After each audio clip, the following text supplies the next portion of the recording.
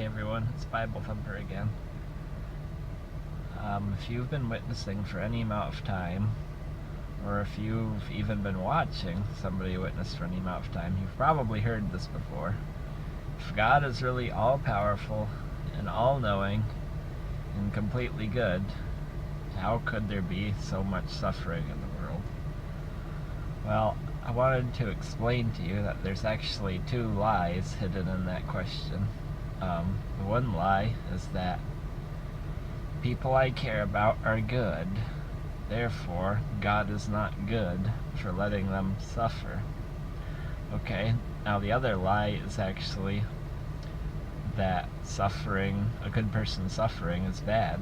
Okay, now that's probably confusing to you, but what I'm trying to get at here is that there's only one good person. His name is Jesus Christ, and it wasn't bad that he suffered. That was God's will. That was one of the most emphasized good things that God did in the Bible, to redeem us from our wickedness, to save us from the hell that we deserve.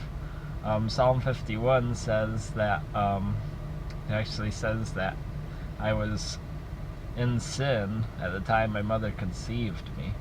Okay, Isaiah 64, if I'm remembering correctly, Isaiah 64 says that our righteous acts are as filthy rags. Romans chapter 3, it says in there that there's no one who does righteous, not one. Okay, so you can only be saved by Jesus dying for your sin, by his righteousness being placed on you and your sin being placed on him, where he died for you on the cross. And this happens through faith that comes from the Holy Spirit. So I just wanted to encourage you that, like, this idea that you could disprove the Christian faith by talking about that little dilemma that's been talked about a billion times, or even for a more mature Christian, this disturbing fact of suffering.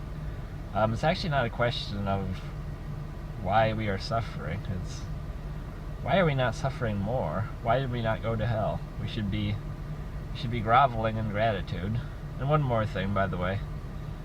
God doesn't exist for our pleasure. We were created for God's pleasure. It's not about us. It's about him. And that's not some sort of painful lecture. That's wonderful.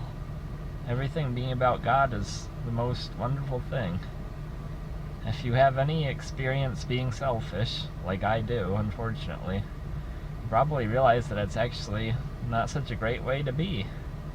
Being focused on God is infinitely more wonderful than being focused on yourself. So, I pray that the Lord would set you free. Thank you for watching. Until next time.